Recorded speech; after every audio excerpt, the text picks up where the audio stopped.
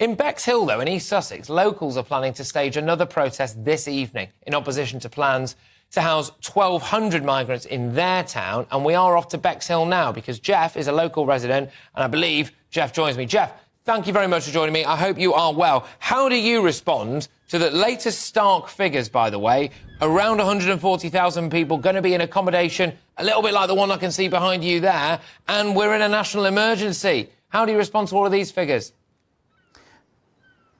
Yeah, the national emergency put out by Home Office is just a way of getting around planning. It's pretty sad to think that democracy is at stake here, that if the government is allowed to invoke an emergency on this, what next? What will it invoke an emergency decision on next? You know, we simply cannot keep going on like this, just sort of blundering from one chaotic situation to another.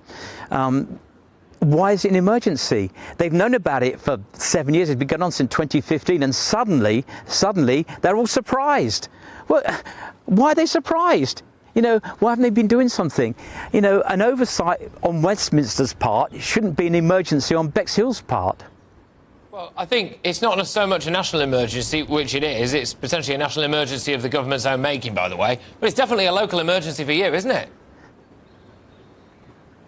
Very, very local, very local. And it's very personal. Bexhill used to be like Sussex's best kept secret. It's a seaside town, keeps itself to itself. It's very conservative with a big and small C, and now suddenly there's going to be an influx of 1,200 people with no real backup here. So it's just the most unsuitable site. It's derelict. Don't look at the government pictures that show it in pristine condition. It's not in pristine condition by any stretch of the imagination. It's going to take an age to actually make this habitable. And on humanitarian grounds, you can't put anyone in there. You simply can't put anyone in there. So it's the wrong place, it's the wrong time. And by doing this, by having these sites, if you like, going up, it takes the pressure off the government from actually addressing it. So it'll be this one this week, it'll be another one next week, which it has to be to get up to the amount that we need. So every week, a little bit of pressure is taken off the government from actually dealing with it. So this is not the solution. Jeff, we are playing footage now of not the old slick PR pictures from the government, but actually quite clear visible imagery about how derelict it looks. I think everyone can see that's not really fit for human habitation. Jeff, what is the main complaint for you guys, apart from the obvious, which is the amount of people that are being dumped there? I mean, could this site have been used for something else? Was there planning developments in place? Was there an economic development in place? Was there a bit of that going on? Yeah, I mean, every council has a development policy, and we have a local development plan that runs until, I think, don't quote me on this now, although you will, 2028. So it's got 5 more years to run on the local development policy. So it's already been assessed by elected people. You know, the council are elected, and we've got councillors that are elected. Elections are coming up soon.